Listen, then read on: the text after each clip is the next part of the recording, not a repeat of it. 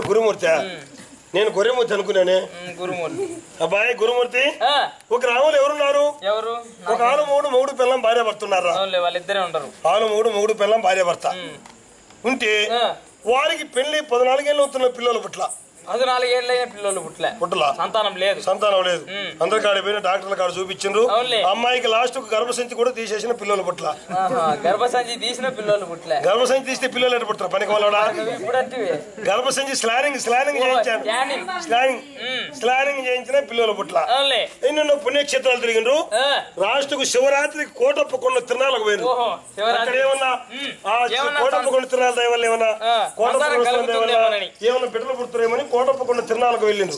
కోటప్పకొండ తిరణాలకు వెళ్ళి ఆ కొండ ఎక్కి ఆ రాత్రికి అక్కడ ప్రబల తిరణాలు చూసి కొండ కింది దిగగానే ఆ రాత్రికి అమ్మాయి గర్భవతి అయింది. కొండ దిగగానే ఆ రాత్రికి మహాత్ములకి గర్భం ఏర్పడింది. ఎందుకు? కోటప్పకొండ స్వామి దయ. దయ వల్ల 9 నెలలు అక్కడ గర్భవతి అయినాక అక్కడి నుంచి అన్ని యాత్రలు తిరుక్కొని ఇంటికి వచ్చిన 9 నెలలు అయినాయి.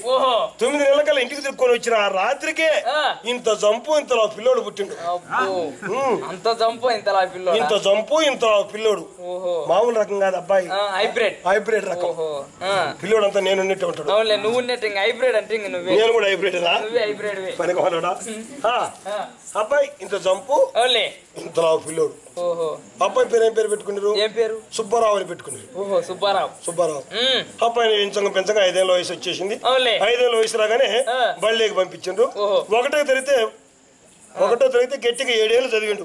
అంటే పునాది గట్టిగా ఉండాలని. బేస్మటం గట్టిగుంటే కదా పైసలు తూకమైనప్పుడు గట్టిగా తొక్కుంటది. అంతే లేదు. ఇప్పుడు బేస్మటం గట్టిగుంటే ఇంట్లో స్టాండర్డ్ గా ఉంటది కదా. అంతే లేదు. కింద బేస్మటం పెట్టినట్టు పైన మ్యాజీ లైన్ కట్టొచ్చు. ఆ విధంగా 7 ఏళ్ళు చదివి చదువుకుంటే ఎంకామ్, బీకామ్, నియాకామ్, నియామకామ్, ఎంటెక్, బీటెక్, మళ్ళీ ఇంటర్ తాగిండు. ఇంటర్ పాస్ అయ్యి ఆ నుంచి బీకామ్ తీసుకుని ఎంటెక్, బీటెక్, నియాకటెక్, నియమటెక్, అబ్బాయి పాస్ అయ్యి అబ్బాయి పెళ్లి వచ్చింది. పెళ్లి వచ్చినదా అబ్బాయిని ఎక్కడైనా ఇంజనీర్ చదువు అయిపోయింది కదా. ఎక్కడైనా అబ్బాయిని చదివించాలని అంతలోకి పెళ్లి పత్రం వచ్చేసారు. ఎక్కడి నుంచి? గుంటూరు నుంచి పెళ్లి పత్రం. గుంటూరు కింద ఉంటుంది లేవో గంటూరు. ఆ గంటూరు నుంచి వచ్చేసి అమ్మాయి కూడా ఎట్టుంది? అమ్మాయి రంభావరవశమైన గతులతమ చెక్కల మొక్క కలకల మొక్క. అమ్మాయి ముఖం తీసేసిన చెప్పు నెట్టుంది అనుకో. క్లాస్ అమ్మాయి. అప్పుడు అమ్మాయికి అబ్బాయికి ఇద్దరికి పెళ్లి పలానా రోజు ముహూర్తం ఇచ్చామనుకొని తిరుపతిలో పెళ్లి చేసుకొని ఆ రాత్రికి ఇంటికి వచ్చిండ్రు. ఇంటికి వచ్చిన తర్వాత మూడం వచ్చేసింది. మూడం వచ్చినప్పుడు ఇద్దరిని ఒకటి చేయకూడదు. విశ్వకమొత్తం చేయకూడదు. విశ్వకమొత్తం అంటే నీకు తెలుసురా? పరికి వాళ్ళ నీకు అంటాను మరి భగవాన్ ఎలా ఏమిటా విశ్వకమొత్తం అంటే అడగాలి నన్ను. తెలియదు కానీ ఉండకూడదు. నీకేం తెలుసు? మరి అంటాడు విశ్వకమొత్తం అంటే తెలియదు కదా. అప్పుడు రోజులు మంచి రోజులు కాక అమ్మాయి అక్కడ వాళ్ళ పుట్టింట్లో ఉంది. అబ్బాయి సుబ్బారావు కాబట్టి వీళ్ళు శెట్టి గారు కాబట్టి ఈ అబ్బాయి వ్యాపారం బంకు పెట్టుకుని వ్యాపారం చేసుకుంటున్నాడు. ఇట్లా కొన్నాళ్ళకల్లా మూడం పోయిన తర్వాత అప్పుడు వాళ్ళ మామ ఇంకా మంచి రోజులు వచ్చి ఇద్దరు ఒకటి చేయాలని చెప్పి విశ్వకుమర్తం చేయాలని మామ సుబ్బారావుకు జాబు రాస్తున్నాడు. ఏమని? మహారాజు శ్రీ ప్రేమ అల్లుడి సుబ్బారావుకు మేము బోళ్ళబడి ఎల్లగబడగా కదా గౌరవనీయులు అల్లుడి సుబ్బారావుకు మేమంతా ఆసుపత్రిలో రాజాబేమనగా. ఆసుపత్రులు కాదు, ఆశీర్వదించి అర్థం చేసుకుంటావు. ఆసుపత్రులు రాసిన జాబు ఆశీర్వదించి రాయ ఉత్తరం ఏమనగలడా? రేపు వచ్చి ఆదివారం అమావాస. ఆ రోజు వస్తే ఫస్ట్ గా ఉంటుంది. అమ్మాయికి నీకిద్దరికి వస్త్రాలు ఇస్తాం. విశ్వకమర్తం అమావాస బ్రహ్మాండంగా ఉంటుంది. పరిగణలోడా అమావాస అంటే బ్రహ్మాండంగా చీకటి. అప్పుడే కదా విశ్వకమర్తం చేయాలనుకున్నారు. అప్పుడు సుబ్బారావుకి లెటర్ జాబు అందింది. జాబు ఇప్పుడు రాగానే ఈ సుబ్బారావు జాబు మొత్తం సించి చదివిండు. జాబు మొత్తం ఇస్తారు. పరిగణలో మూతికాడి చదివిండు. చదివేలకు అప్పుడు సంతోషం అయిపోయింది సుబ్బారావు. ఈ రోజు నేను పోవాలా, ఈ రోజు నేను అత్తగారింటికి పోవాలని చెప్పి పేదనాటి మంగళచెట్టు కడిపి మంగళచెట్టు వంగపెట్టి కొరిగి మంగళచెట్టు కట్టం చేయించుకున్నారు. ఇంటికి వచ్చి స్థానం చేసి బ్రహ్మాండంగా బెల్పంట పైన వేసుకొని బెల్పంట సెట్ చేసుకొని కళ్ళ కత్తాలు వేసుకొని కళ్ళలో బుట్లు వేసుకున్నాడు. ముక్క తెలుసుకుని మన గెటప్ ఒక పెడతాం బ్రహ్మాండంగా బాంబే బౌలింగ్ లో సుప్రీం హీరో చిరంజీవి లెవెల్ లో గెటప్ పై మన సుబ్బారావు గారు చెట్టుకు పుట్టుకు చెట్టుకు పుట్టుకు చెట్టుకు పుట్టుకు చెట్టుకు చెట్టుకు పుట్టుకుంటా నేరుగా పోయి ఆర్టిస్ట్ బస్ ఎక్కి బస్సులో ఎక్కి వాళ్ళ అత్తగారు దిగి రోడ్లో దిగిండు ఇంక రోడ్లోంచి ఊర్లోకి నడిచి రావాలి అప్పటికి 5:30 అయింది. 5:30 అయింది. పొద్దుకు వస్తున్నాయి కానీ మన సుబ్బారావు మంచి అందగాడే అన్ని బాగానే ఉన్నాయి కానీ మన సుబ్బారావుకు పొద్దుకు తక్కువరా అన్ని బాగానే ఉన్నాయి అందగాడే అన్ని బాగానే ఉన్నాయి కానీ మన సుబ్బారావుకు పొద్దుకు తక్కువరా మన సుబ్బారావుకు పొద్దుకు బలుపులు లేవురా బలుపులు ఉన్నాయి కానీ లోపల పీజులు పోయినాయిరా మన సుబ్బారావు పొద్దుకు తిరిగి గుడ్డుబడ సెంటర్లోకి రోడ్లోంచి సగం దూరం వచ్చి గడ్డెక్కిన పొద్దుకింది సత్యాన దేవుడు ఎట్టపోవాలి నేను ఎట్టపోవాలి మా అత్తగారికి అని అట్టే రోడ్డు అమ్మడి చక్కగా వస్తాను ఉన్నాడు. వస్తున్న సమయంలో ఆడ కొంచెం టర్నింగ్ తిరగాలి ఊరి గవిలో ఇటు టర్నింగ్ తిరిగేది బాగొట్టుకొని రోడ్డు అటుపక్క ఇటుపక్క కొక్కులంతా లోడు గుంతలు నీళ్లు గుంతలు నిండా ఉంటాయి. ఈ టర్నింగ్ తిరుక్కోకుండా మన సుబ్బారావు సక్కపోయి ఎగిరితే మన గుంతలు దూకాడు.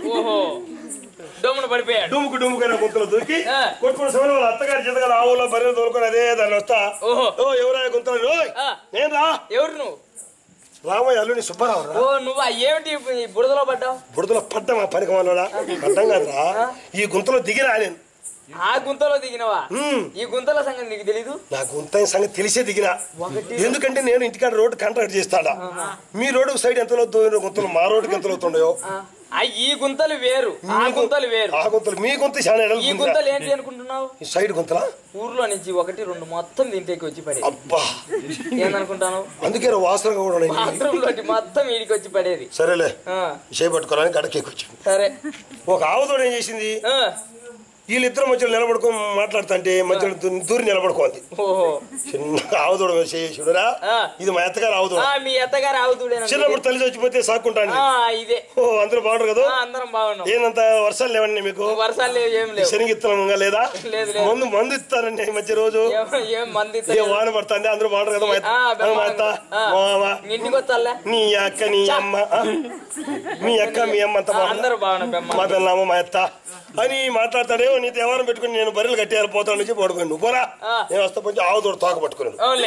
ఇది మా అత్తగారింటికి కట్టిన దొరకపోద్ది దీని అప్పుడు పోవాలన్నాడు. ఆవుదోడు తోక పట్టుకునేదా దాన్ని వదిలిపెడితే నేను మా అత్త కొంప చేరుకునేది కాదు పని కదా. ఆయన మట్టి పడిన అది ఎట్ట పోతా అంటే ఏ కంప చెట్లు దూరి ఆ కంప చెట్లు దూరిపోతాను. ఇడిచిపెట్టిన మన మార్గం ఇబ్బంది కదా. జీతకాల మీ అల్లుడు వచ్చాను చెప్పాను వాళ్ళ బ్రహ్మాండ ఇట్లా లైట్ ఇటేసి బాగా బార్లో ఇటేసి పట్టి మంచమే సరెంట్ కోసం ఎదురు చూస్తాను. ఇది కంప గట్టె తొక్కించుకుంటా ఈ ఆవుకు ఒకరు శంకరి జాతి గుణం ఉంది. ఇది నానాక ఆడలు దొంగ మొగలు దొంగలు తిప్పుకొని 9 కల్లా అత్తగారి ఇక్కడ తీసుకొని వచ్చేటువంటి ఆ ఎలతలకు ఇప్పుడు దగ్గర కళ్ళు కనపని ఆవుదరు తోకపడి సిగ్గుపోతుందని చెప్పి ఓమని చెప్తాను వదిలేసి పైన చూసుకుని రావడంలో వాళ్ళ అత్తగారి ఇంటి ముందు ఒక పాత్ర గుంత ఉన్నది. వచ్చి దూకిన గుంతలో ఇలా దూకినది. దూకిన దూకడంలోనే వాళ్ళంతా ఓయమ్మ అల్లుడు తెచ్చాను ఇంకేముంది అల్లుడు చచ్చిపోయినట్టు వచ్చింది. ఈడు పాత్ర గుంటలో దూకి లోపల కొలుసుకుంటాను. ఏంత ఏంది అల్లుడు తెచ్చి అల్లుడు తెచ్చి పనికి వెళ్తారా ఏ మాత్రం మాట్లాడకూడదు నీకు అంటే నువ్వు దీంట్లో పడిపోయావు కదా. పడిపోయినా మరి పడిపోలేదా? కావాల్సి లోపల దూకిరా. కావాల్సి ఏం సొయ్యమా? సొయ్యం కాదత్తా ఏంది బుద్ధి పెట్టి మాట్లాడతానే ఏంది అల్లుడు కావాల్సి పడ్డం ఎందుకు? నేను ఇంటికాడ ఒక పాత్ర ఉంది మాది.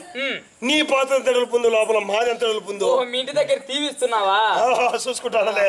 సరే సరే సరే అల్లుడు ఎక్కడ అంటే నిచ్చిన వేసింది అల్లుడు పైకి ఎక్కువచ్చాడు. ఏమన్నాడా చిక్కలా వ్యవహారం సరే సరే నేరుగా అల్లుడు పైకి ఎక్కువచ్చాడు.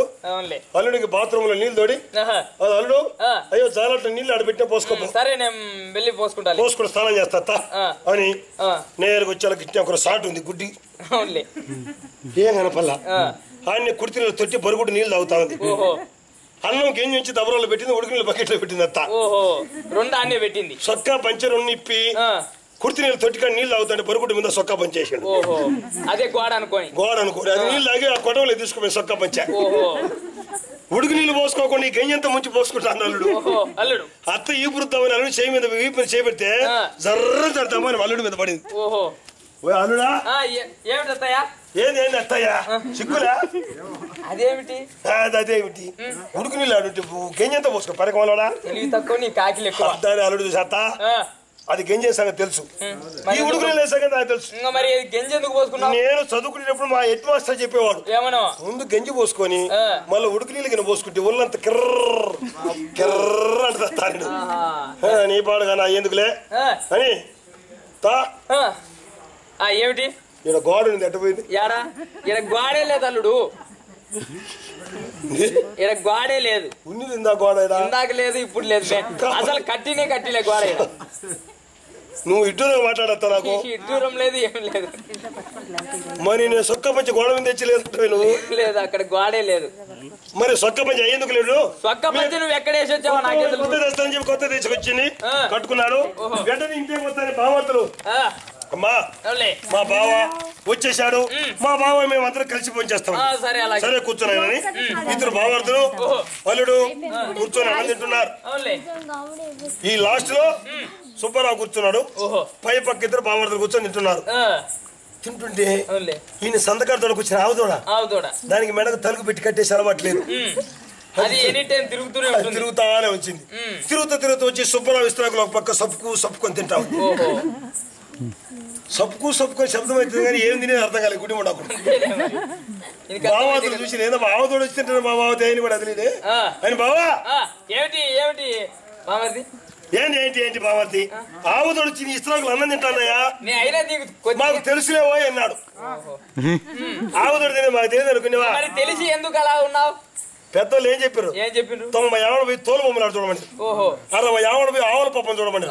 ఆవు ఎంగిలి కూడా తింటే తప్పులేదులే, మీరు తినండి నేను ఆవు తింటాడు అంటే మా ఇంట్లో చేయతో అనేటువంటి వాళ్ళ అమ్మ వాళ్ళ అత్త వచ్చి తొట్లో బారేసి మళ్ళా వేరే విస్తరేసి అన్నం పెట్టి ఈ అత్త ఏం చేసింది ఇంట్లో పోయి జగ్గుతో షారు తీసుకొని వచ్చి అల్లుడా నీకు షారు పోసి అడగకుండా ఈ అత్త లోడ షారు పోస్తా ఉంది. అడగడు షారు పోస్తేనే మన సుబ్బారావు అనుకున్నాడు అమ్మగడు వాళ్ళు ఆవదోడ మళ్ళీ వచ్చిందిరా ఇది. ఇందాకేమో మూతి పెట్టి అన్నం తింటే ఏదో ఉప అని చెప్పి తప్పించుకున్నా, ఇది వచ్చి మళ్ళా తర్వాత వెనక్కి తిరుకొని ముడ్డి మళ్ళీ ఇచ్చి ఇదే వచ్చే వస్తాను. దీని జన్మలో దగ్గరికి రాకుండా కొట్టాలా ఈ ఎత్త సాలీలా ఈ ఎత్త చిన్నగా ముట్టికుందని పేరు తీసుకున్నాడు. పైన పాస్తాను నిన్ను జన్మలో దగ్గరికి రాకుండా బెదిరేట్టు కొడతా అని చిన్నగా ముట్టికున్న పేరు తీసుకొని అత్త మొగలకి తీసి సభ్యుడు ఎమ్మగడు కాలిపోతే షారు పోతాను పేరుతో కొడతావు నీ ఎమ్మగడు బావా ఏం నీకు కొంచెం తెలియదా? షారు పోతాను పేరుతో కొడతావు సిగ్గు లేక మళ్ళీ మీ అమ్మకి సాయం మాట్లాడుతున్నా. వచ్చి రాజు నేను చూస్తానా మీ అమ్మ చేసే పనులు వండుతాను. నీరు రోడ్డు మీ అమ్మే, ఈ వృద్ధులు మీ అమ్మే, అన్నం పెట్టను మీ అమ్మే, ఇస్తాక ఎత్తను మీ అమ్మే, షారు పోయిన మీ అమ్మే, అన్ని మీ అమ్మే చేస్తాడు. నా పిల్ల వేడిపోయింది అందుకు పేరుతో కొట్టే మీ అమ్మలో పేరు పెరుకున్నాడు మళ్ళీ ఈ పక్క రోంతేడు కొట్టి అత్తకు దుత్తకోవాల్సిన ఏ పెడుతూ చేతి కొద్ది పెరిగిన మొండకు అల్లుడు ఏం చేస్తావు కడుపులో పెట్టుకునేది అత్త ఏమన్నా బాగుండదు. కడుపులో పెట్టుకునేది ఏం చేస్తుంది? అల్లుడే గుట్టిలో కొనుక్కునేది చెప్తే గొడవలు అయితే అనుకున్నది. అందరూ కలిసి ఆ మంచంలోనే కూర్చున్నాడు. నువ్వు విశ్వకవర్తం చేయాలి కదా అమ్మాయి శృంగారం చేసి వాడు కూర్చున్న మంచంలోనే అందరూ అమ్మాయిని పంపించి అందరూ పోయి అమ్మాయిని శృంగారం చేసి ఇంకా బొమ్మ ఇంటికి లోపలికి పోంటే నేను పోను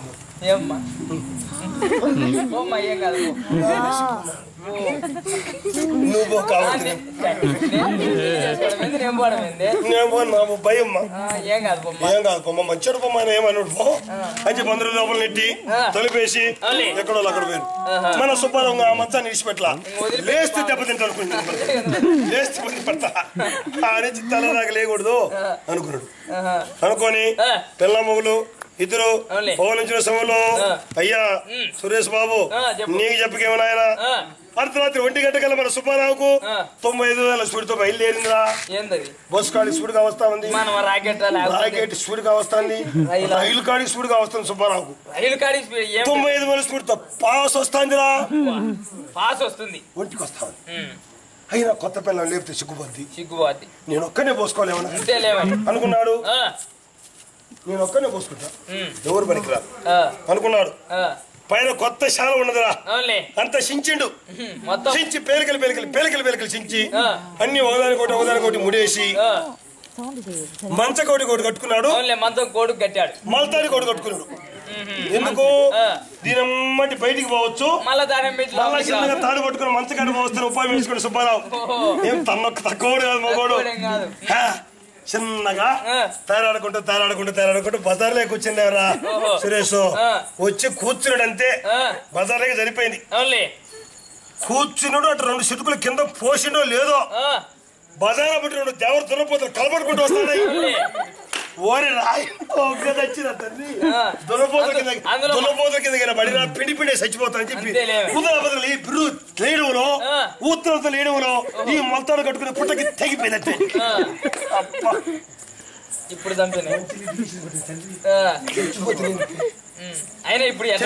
నేను ఎట్ట కనుక్కోవాలి, అంతే కదా. నేను పనుకునే రూమ్ ఎట్ట కనుక్కోవాలి, పరిస్థితి అని సరే ఏమన్నా గాని అని తారాడుకుంటూ వాడు పనుకుని రూమ్ పోగొట్టుకొని వాళ్ళ అత్త పనుకుంటే రూమ్ లేకి వచ్చిండయా. అత్త పనుకుంటే రూమ్ లేకి వచ్చి అత్త మచ్చగాడ దారాడుతాడు. ఈ అత్త అనుకునేది ఈ జాము నా మచ్చగాడికి ఎవరు వస్తారు, నా మూడు కాబట్టి నా మచ్చగాడికి వచ్చి చెప్పి అత్త ఒకరు సర్దుకునేది. సర్దుకుంటే నా పిల్లమే కాబట్టి సర్దుకుని చెప్పి కథకి అత్తగాడు పనుకునే తారాలకు పోయేమా కనుకునేది అత్త పోయేమా నేను నువ్వేలే ఏమో అనుమాన పడతా. మామ చూస్తే ఎదలనా బట్ట ముందుగానే ఉండాలి. నేను వచ్చింది కాదు, మరి దేనికి వచ్చిన నేను వచ్చింది అందుకు కాదులే, దేనికి వచ్చావు నేను వచ్చింది అందుకు కాదు. అనుమాన పడా. మరి చెప్పు ఎందుకు వచ్చా. నిన్ను సందకాడి పీడితో కొట్టా, నిన్ను సందకాడి పీడితో కొట్టిందా? పీడితో కొట్టినా తిట్టుకుంటాడు అని వచ్చినా నేనేం తిట్టుకోలే. అందుకని పోయి పనుకోమంటా. పనుకో వెళ్ళి పొద్దున మాట్లాడదాం. నేను పోను. ఎందుకని అల్లుడా నేను క్షమించిన, నువ్వు పీడితో కొట్టేందుకు నేను బాధపడలేదు. నా అల్లుడు అయిన నువ్వే, నీవు నా కొడుకు అయిన నువ్వే, నా కొడుకు లాంటి వాడు నీవు. అల్లుడా అని చెప్పి నా చెయ్యి పట్టుకొని నీ కూతురు మంచకాడ ఇడిచిపెట్టేదాకా నేను పోనత్తా పోరా బట్ట గుడి రా బట్ట అని అప్పుడు అత్త కనుక్కుంది. అప్పుడు అత్త తీసుకుపోయి కూతురు మంచకాడ ఇడిచిపెడితే ఆ రోజు నుంచి అత్తగారికి బెందలాడి వస్తా పోతాడు.